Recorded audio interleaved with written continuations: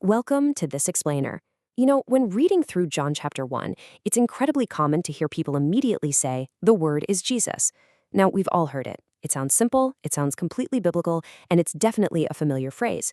But in This Explainer, we're going to respectfully slow down a bit and really look at the text itself. Because when we pay close attention, we discover that John is actually doing something far more profound and way more structurally precise than just handing us a convenient shortcut phrase. Now, I totally get why people use that shortcut.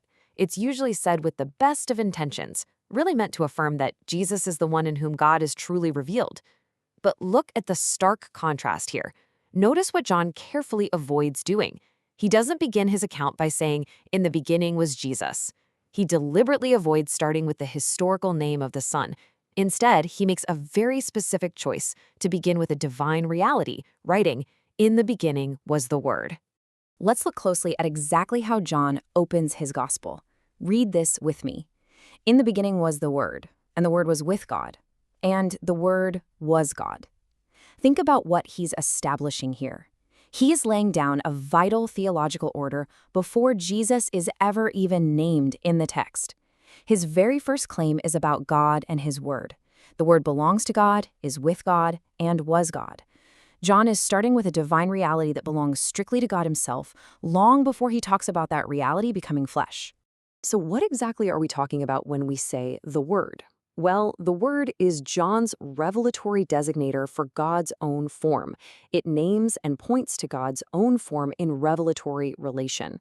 Now, it's absolutely crucial to grasp that this isn't introducing some other being beside God or some separate personal subject. God himself remains the one single acting subject. The Word simply designates God's own living personal structure through which he makes himself known to us. To really see where John is coming from, we actually need to zoom out to Psalm 33, verse 6. It says, "By the word of Yahweh the heavens were made, and by the breath of his mouth all their host." You see, John isn't just inventing this concept out of thin air. He's drawing from a deeply established biblical pattern. The word, the breath, the mouth. They all belong to Yahweh, while Yahweh remains the acting subject. God reveals and acts through what belongs to his own personal structure. And it's not just breath and mouth. You see this rich, biblical body language all over the Old Testament. Throughout Scripture, God uses terms like his hand, his arm, his face, nostrils, and so on. Scripture consistently uses these terms to distinguish how God acts and reveals himself. But here's the key. These designers never, ever create separate beings beside God. They just highlight God's own form and action.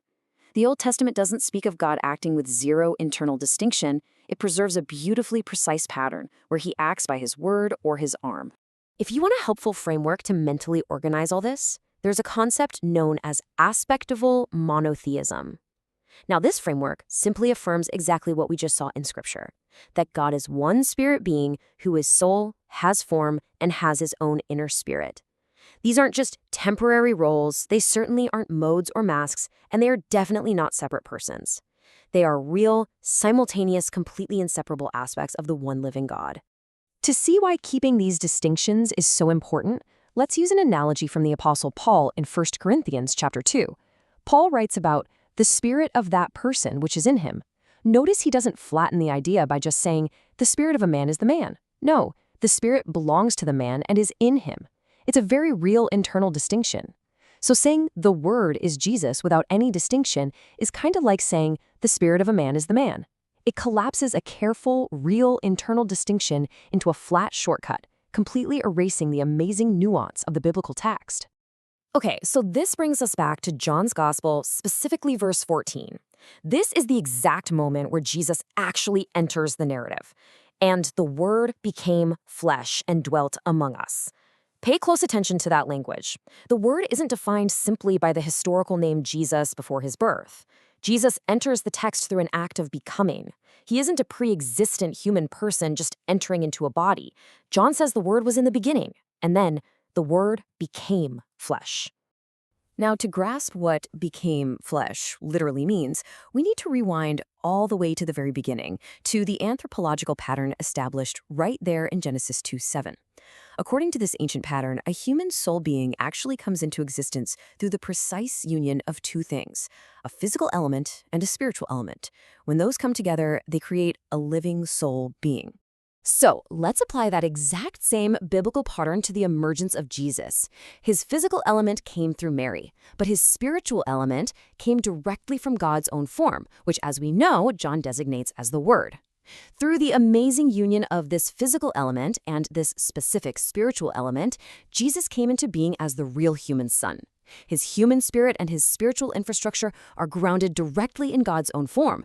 So, you might be wondering, why are we being such sticklers about avoiding this shortcut? Why does it really matter? Well, it's absolutely crucial because precision protects our theology.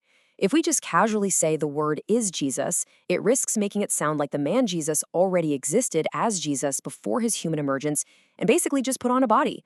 That actually pushes us away from Scripture and right toward Greek dualism, the idea where a pre-existing subject just takes on a flesh suit. But John isn't teaching that. He's teaching biblical emergence. A real human comes into being via physical and spiritual elements. And just to be crystal clear here, when the Word became flesh, the Word didn't suddenly stop being the Word. God's form didn't stop being God's form. In the emergence of Jesus, God gave his own form as the spiritual element. God's form functions as the spiritual infrastructure of the Son, while God remains God as soul with his own inner spirit. The form is the medium through which God is personally, fully revealed within a real historical human man. This incredibly precise theological structure is exactly why Jesus could say something so profound later in John chapter 14. When Jesus says, "Whoever has seen me has seen the Father," he's speaking with total, literal precision. He can say this precisely because God himself is truly, fully revealed through his own form within the real, historical human Son. The presence of God's form in the Son literally is the true presence of God in the Messiah. So bringing it all together, we can see that the Word isn't just a simple shortcut for saying Jesus. Instead, a much more structurally sound, biblically faithful statement is this: the Word became flesh as Jesus came into being. This formulation keeps John's precise order totally intact. It protects the true humanity of Jesus, it protects the true divinity of Jesus grounded in God's form, and it perfectly protects the oneness of God. Thanks so much for joining me for this explainer. The next time you open the Gospel of John, I want you to ask yourself, how does reading the text with this level of exactness completely change the way you understand the Savior?